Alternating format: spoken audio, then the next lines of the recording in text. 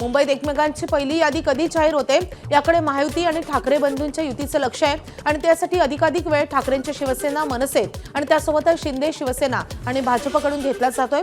उमेदवारी अर्ज दाखल करण्यासाठी 72 तासापेक्षा कमी वेळ बाकी आहे। असं असतानाही अजूनही चारही पक्षाकडून मुंबई महापालिकेची पहिली यादी जाहीर झालेली नाहीये आणि त्यामुळे आज दुपारी किंवा संध्याकाळपर्यंत काही पक्षांच्या पहिल्या याद्या जाहीर होऊ शकतात किंवा थेट एबी फॉर्मचं वाटप होऊन उमेदवारांना सोमवारी आणि मंगळवारी अर्ज भरण्याच्या सूचना केल्या जाऊ शकतात। मुंबईमध्ये शिवसेना भाजप युतीची चर्चा अंतिम टप्प्यात आली आहे। रंगशारदा येथे झालेल्या बैठकीत 227 पैकी 207 जागांवर दोन्ही पक्षांमध्ये एकमत झालंय। एकमत झालेल्या जागांपैकी 128 जागा भाजपला तर 79 जागा शिवसेनेच्या वाटेला आल्यात। यासोबतच रिपब्लिकन पक्षाला भाजपच्या कोट्यातून काही जागा दिल्या जातील। उर्वरित 20 जागांबाबत आज उपमुख्यमंत्री शिंदेशी प्राथमिक चर्चा करण्यात येणार आहे। मंत्री आशिष शेलार, उदय सामंत आणि राहुल शेवाळे यांनी शिंदेशी चर्चा केली आहे आणि आज फडणवीसांसोबत अंतिम चर्चाही होईल आणि त्यानंतर महायुतीतील जागा वाटपावर अंतिम शिक्कामोर्तब होणार आहे। मुंबई महापालिकेसाठी युतीची चर्चा अंतिम टप्प्यात असल्याची माहिती उदय सामंतांनी दिली आहे। काहींनी आघाड्या केल्या असल्या तरी आमच्यावर फरक पडणार नाही असे उदय सामंत म्हणतात। तर पुण्यासाठीही आम्ही मुख्यमंत्री आणि चंद्रकांत पाटलांच्या संपर्कात असल्याचे उदय सामंतांनी सांगितलंय। तर ठाकरेंची शिवसेना आणि मनसेमध्ये मुंबईतल्या काही मोजक्या जागांवर अजूनही रस्सीखेच सुरू आहे। दादर, प्रभादेवी येथील वॉर्ड मिळावेत म्हणून दोन्ही पक्षाचे पदाधिकारी इच्छुक आहेत आणि त्यामुळे उमेदवारांची यादी जाहीर करण्यासाठी मनसेकडून सावध भूमिका घेण्यात येते। आज दुपारपर्यंत कार्यकर्ते पदाधिकारी यांची मनधरणी करून उमेदवारांची यादी जाहीर होण्याची शक्यता आहे।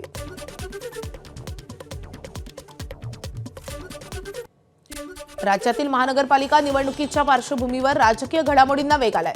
23 डिसेंबरपासूनच उमेदवारी अर्ज भरण्यास सुरुवात झाली आहे। अर्ज भरण्यास केवळ 3 दिवस शिल्लक आहेत, मात्र अजूनही ठाकरे बंधूंच्या जागा वाटपाचा तिढा सुटलेला नाहीये। दादर, माहीम, शिवडी, विक्रोळी, भांडूप, चांदिवली या मतदारसंघातील जागांवर तिढा अद्याप कायम असल्याचं सांगितलं जात आहे। या मतदारसंघामध्ये किमान 2 ते 3 जागा हव्यात अशी मागणी मनसेच्या वतीनं करण्यात आली आहे। या पार्श्वभूमीवर मनसे नेते बाळा नांदगावकर, नितीन सरदेसाई, संदीप देशपांडे यांनी मातोश्रीवर जात उद्धव ठाकरेंची भेट घेतली आहे। मात्र आज रात्री पुन्हा एकदा दोन्ही पक्षाच्या नेत्यांची बैठक होणार असल्याचं कळत आहे।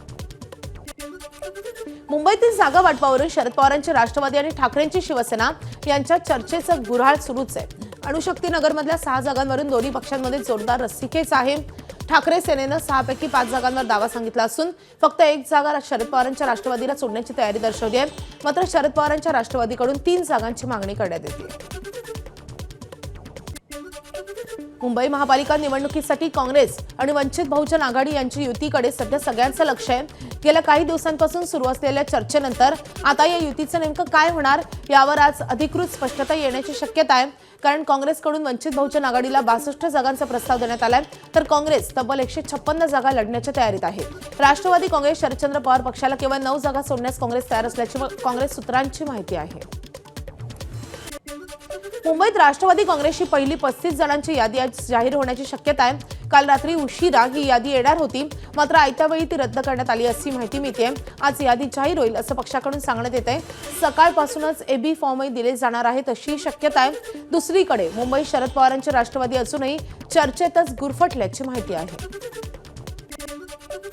ठाण्यात भाजप आणि शिवसेना युतीची बैठक काल 3.5 तास चालली आहे। बैठकीमध्ये ठाण्यात भाजप आणि शिवसेनेमध्ये 33 प्रभागांपैकी 30 प्रभागांवर एकमत झालंय, तर 3 प्रभागातील जागांवर अजूनही वाद कायम आहे। भाजपनं शिवसेनेच्या काही सिटिंग नगरसेवकांच्या जागा मागितल्यानं सेनेकडूनही भाजपच्या सिटिंग नगरसेवकांच्या जागांची मागणी करण्यात आली आहे। वरिष्ठ नेत्यांच्या बैठकीमध्ये अंतिम निर्णय घेतला जाणार आहे आणि आज जागा वाटप जाहीर करून एबी फॉर्म वाटण्यास सुरुवात केली जाणार असल्याची माहिती मिळते।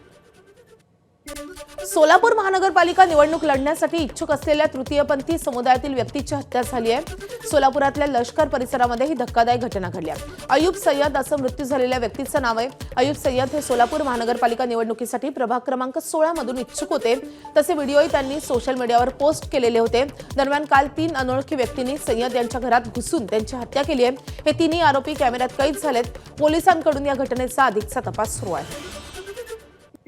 सांगली महापालिका निवडणुकीत प्रभाग क्रमांक 19 मधून भाजपनं उमेदवारी डावलल्याचे संकेत मिळाल्यानं माजी नगरसेविका उषा अशोक पवार यांनी नाराजी व्यक्त केली आहे। रक्ताने पत्र लिहित मुख्यमंत्री फडणवीस आणि पालकमंत्री चंद्रकांत पाटील यांच्याकडे त्यांनी या संदर्भात तक्रार केलेली आहे। भाजपच्या सर्वेत आपण आघाडीवर होतो तरी आपला विचार झाला नसल्याचं उषा पवारांचं म्हणणं आहे।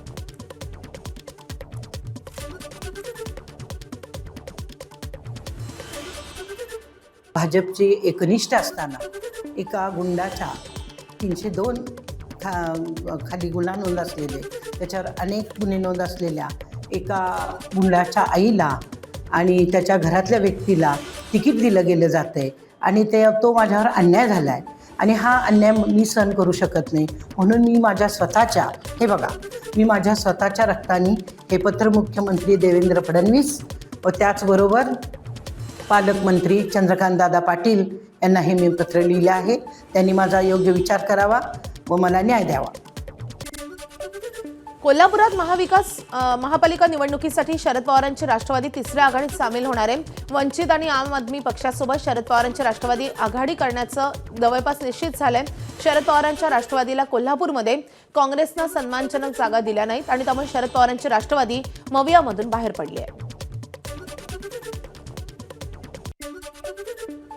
आम्ही त्याच्यात परत इंडिया आघाडीमध्ये जाण्याचा विचारच येत नाही. आम्ही विचार इंडिया आघाडीचा आमचा आहे, नो डाऊट, त्याच्याबद्दल काय प्रश्न नाही.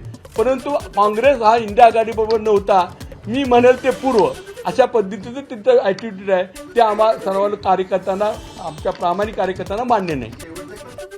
सांगोल्यामधल्या विजयी सभेत शिवसेना नेते आणि माजी आमदार शहाजी बापू पाटील यांनी तुफान फटकेबाजी केली आहे. धनुष्यबाणाचं बटन दाबलेले सर्व नक्की स्वर्गात जाणार अशा शब्दात शहाजी पाटलांनी तुफान टोलेबाजी केली आहे. तसंच त्यांनी विरोधकांचा चांगला समाचार घेतलाय. दीपक साळुंखे, आमदार बाबासाहेब देशमुखांवरही त्यांनी निशाणा साधलाय.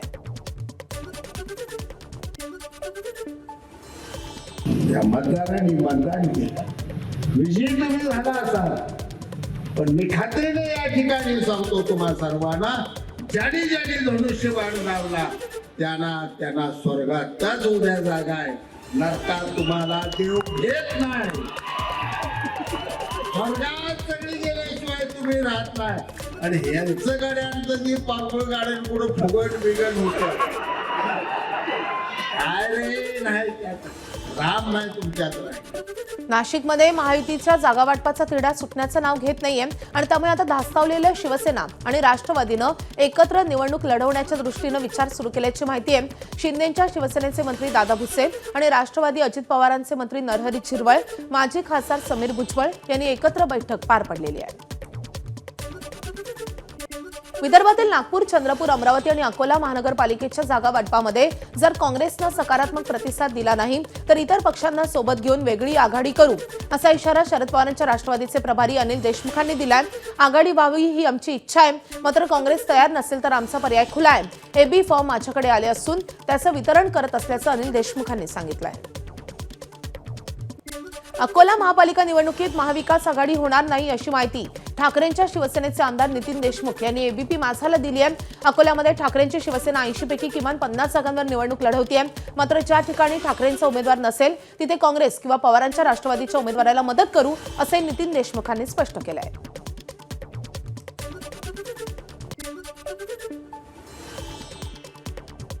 महाविकास आघाडी सोबत प्राथमिक चर्चा झाली.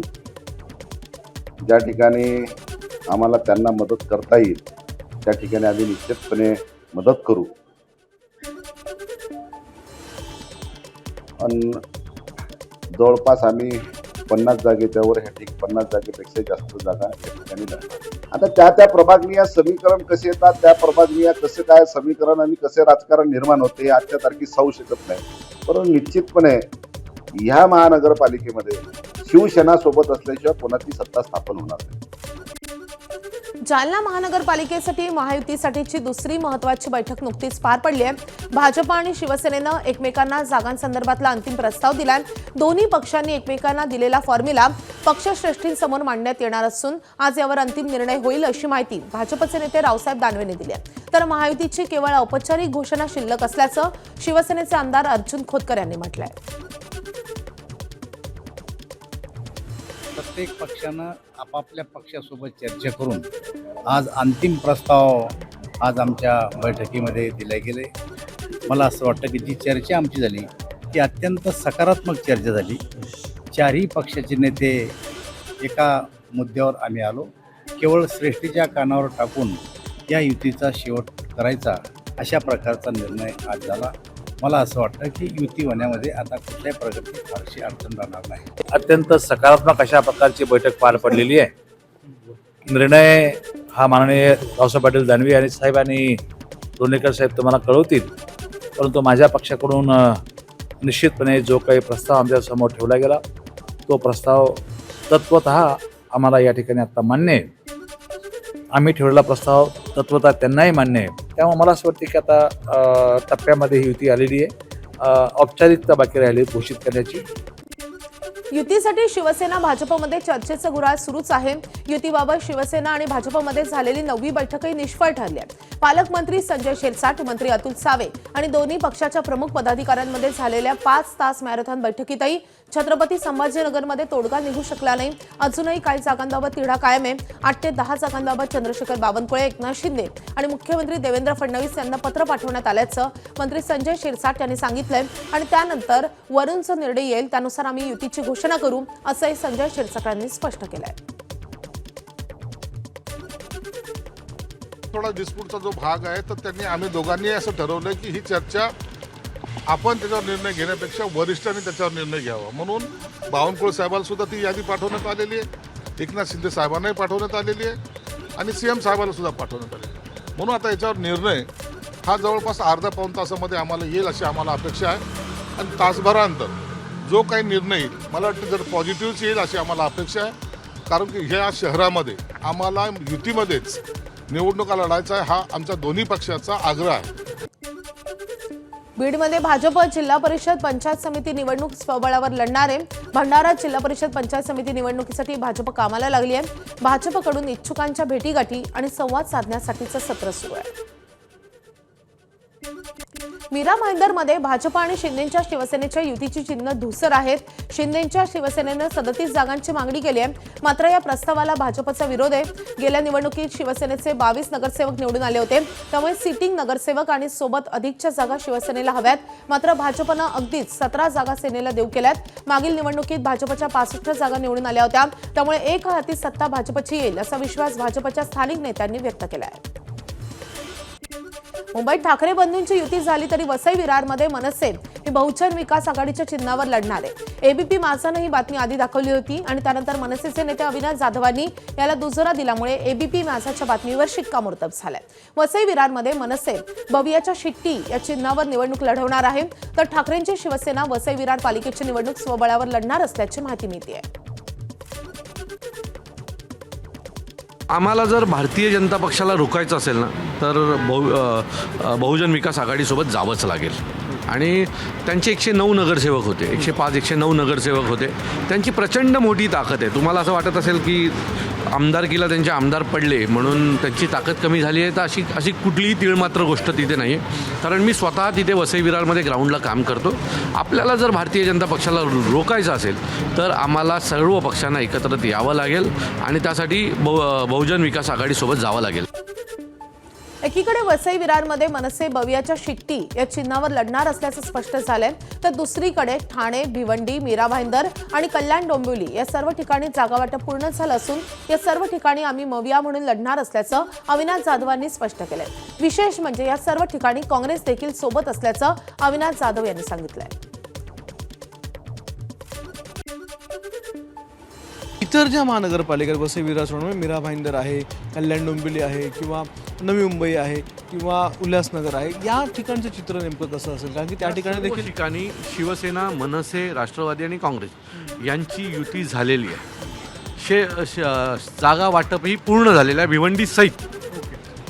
फक्त मीरा भाईंदरला वसई विरारसाठी माझी शिवसेनेच्या सर्व नेत्यांना विनंती आहे की ज्या भारतीय जनता पक्षाने शिवसैनिकांना त्रास दिला आहे, वसईतल्याही शिवसैनिकांना त्याचा त्रास झाला आहे, त्यांना शीट शेअरिंगमध्ये घेऊ नका, त्यांना लांब ठेवा सत्तेपासून.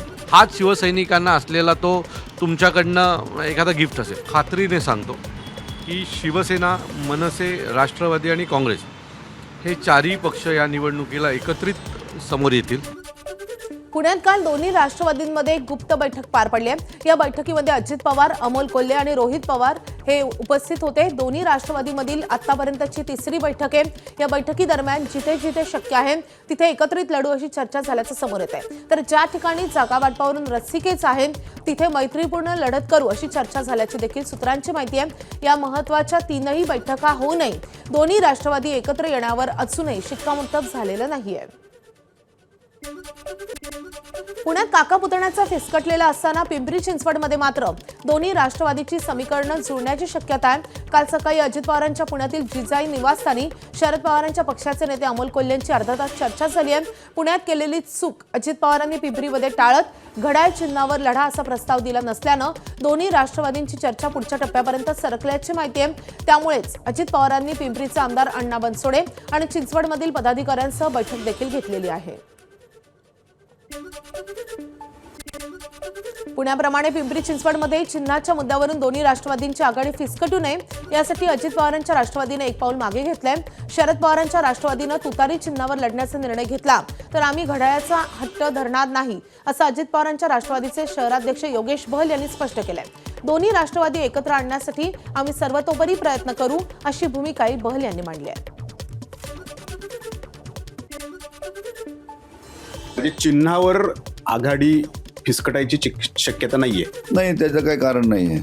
नाही, त्या ठिकाणी जर आमचा कॅन्डिडेट तिथं ठरलेला आहे, आमचा प्रचार सुरू झालेला आहे, आम्ही लोकांच्या घरोघरी पोहोचलेलो आहोत. आता खूप उशीर झालेला आहे, त्यामुळे त्या निर्णयामध्ये माझा काही बदल होणार नाही आहे. त्यामुळे त्या ठिकाणी जितेंद्र नरवरे हा आमचा उमेदवार असणार आहे. ते दोन पक्ष एकत्रित असतील आणि दादांची ती इच्छा असेल तर मग मी निवडणूक लढणार नाही. एबीपी माझा, उघडा डोळे बघा नीट.